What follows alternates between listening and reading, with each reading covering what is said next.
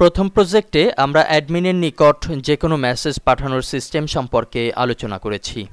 এই লেসনে আমরা একটি ফ্রি মেইল সার্ভিস প্রোভাইড করার কৌশল নিয়ে আলোচনা করব।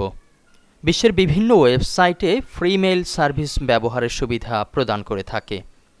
নেট থেকে বেশ কিছু উদাহরণ আপনাদের সামনে উপস্থাপন করছি। এখন আমরা যে পেজটি স্ক্রিনে দেখতে পাচ্ছি সেখানে ডান পাশে receivers email, senders email, subject এবং মেসেজ লেখার একটি বক্স প্রদর্শিত অবস্থায় আছে।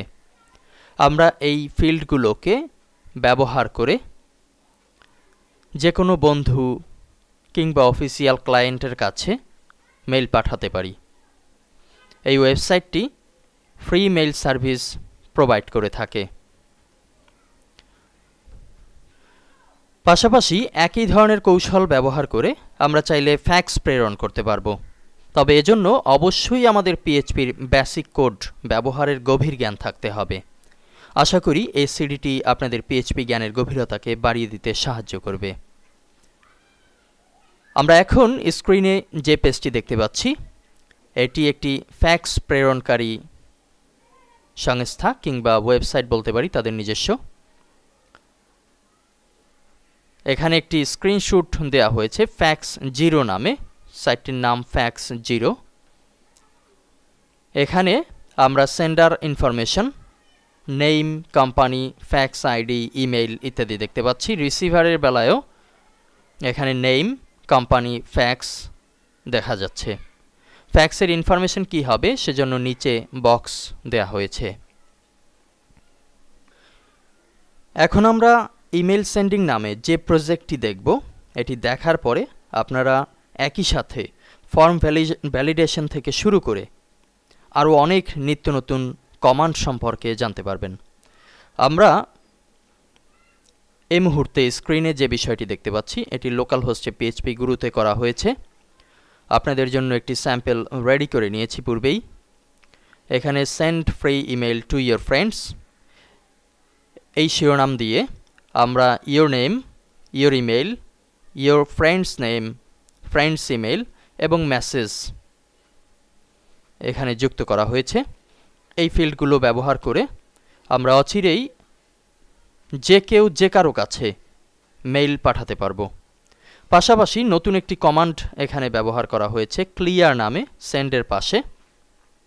আমরা যদি এখানে লিখে দেই আকরাম, আমরা যদি ক্লিয়ার অপশনে ক্লিক করি তাহলে দেখতে পাচ্ছি ফিল্ড কিন্তু ক্লিয়ার হয়েছে।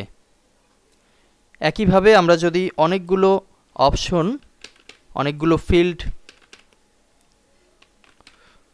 লিখে রাখি, পাশাপাশি আমরা যদি একবার ক্লিয়ার অপশনে ক্লিক করি তাহলে সবগুলো ফিল্ড একবারেই ক্লিয়ার হচ্ছে। এটি একটি নতুন কমান্ড। আমরা পুরো বিষয়টি এখন প্র্যাকটিক্যাল দেখব। আমরা চলে যাচ্ছি ম্যাক্রোমিডিয়া ড্রিমওয়েভারে। এখানে index.php নামে একটি ফাইল সেভ করে নিয়েছি এবং এই ফাইলটি সেভ করা হয়েছে পিএইচপি গুরুর আন্ডারে। নতুন আরও একটি ফোল্ডার তৈরি করা হয়েছিল, তার মাঝে ইমেল আন্ডারস্কোর সেন্ডিং। আমরা শুরুতেই index.php নামের ফাইলটি বিস্তারিত বোঝার চেষ্টা করব। এটি HTML এর মাঝেই করা হয়েছে, আগের মতোই ডেকোরেশন। ডিজাইন মোডে গেলে দেখতে পাবো সব কিছুই আগের মতো আছে। এখানে আমরা শুরুতে ব্যাকগ্রাউন্ডের একটি কালার ব্যবহার করেছি কিংবা একটি ইমেজের মাধ্যমে করা হয়েছে। এটি আমরা একটি ইমেজ ইমেল সেন্ডিং ফোল্ডারে অলরেডি রেখে নিয়েছি বিজি নামে, জিআইএফ ফাইল এটি।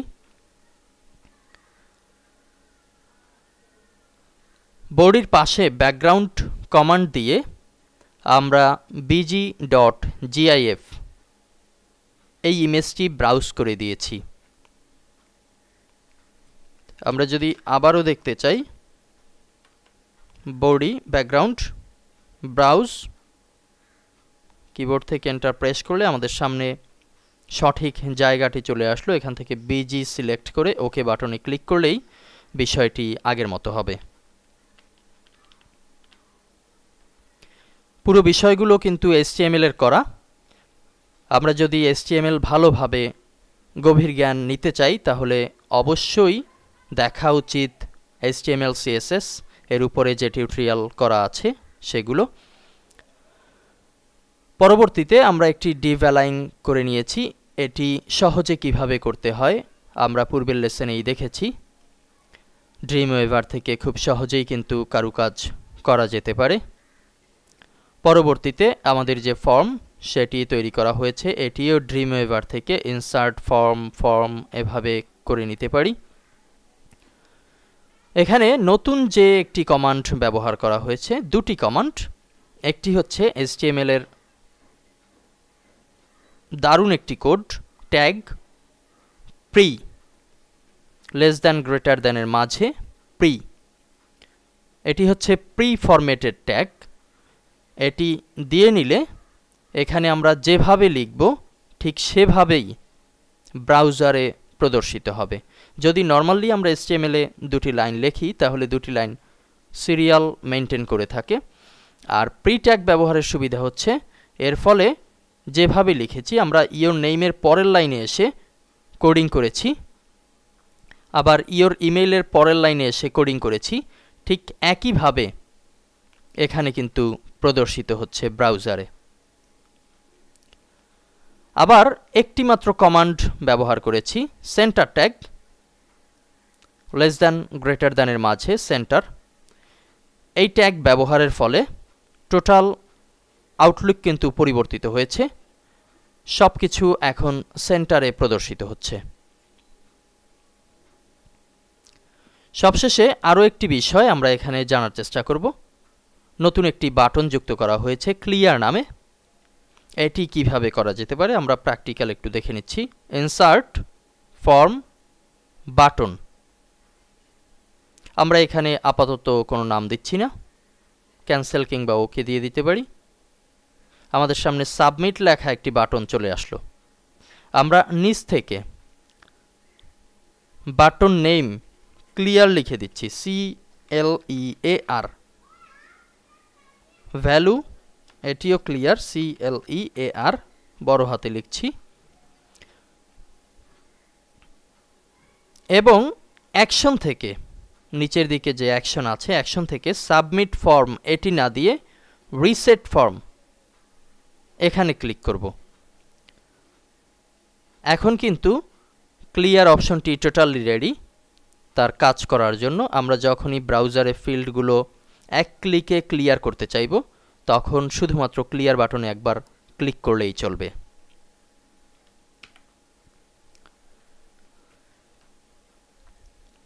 অন্যান্য যে বিষয়গুলো আছে, ফিল্ড কিভাবে তৈরি করতে হয়, ফিল্ডের নামকরণ কিভাবে করতে হয়, মেসেজ বক্স কিভাবে তৈরি করতে হয়, সেগুলো তো পূর্বের লেসনেই দেখানো হয়েছে। এখানে তারপরেও বলে নিচ্ছি নামকরণ কিভাবে করা হয়েছে। পাশে যে লেবেল লেখা হয়েছে তার কাছাকাছি নামকরণ করা হয়েছে ইওর নেম। আমরা যদি ফিল্ডে ক্লিক করি নিচের দিকে দেখতে পাচ্ছি y_name এই ফিল্ডের নামকরণ করা হয়েছে। ইওর ইমেইল ফিল্ডে ক্লিক করলে আমরা নিচের দিকে দেখতে পাবো y_email। ইওর ফ্রেন্ডস নেম এই ফিল্ডে ক্লিক করলে f_name। ফ্রেন্ডস ইমেইল যার কাছে পাঠাবো তার ইমেইল অ্যাড্রেস f_email। মেসেজের জন্য ysmsg। এই প্রজেক্টটি খুবই গুরুত্বপূর্ণ এবং প্রফেশনাল লেভেলের একটি প্রজেক্ট। এই প্রজেক্টটি যদি আপনারা ভালোভাবে বুঝতে পারেন তাহলে অচিরেই আপনারা PHP শেখার যে ধাপ তা থেকে অনেক উপরে উঠে আসবেন।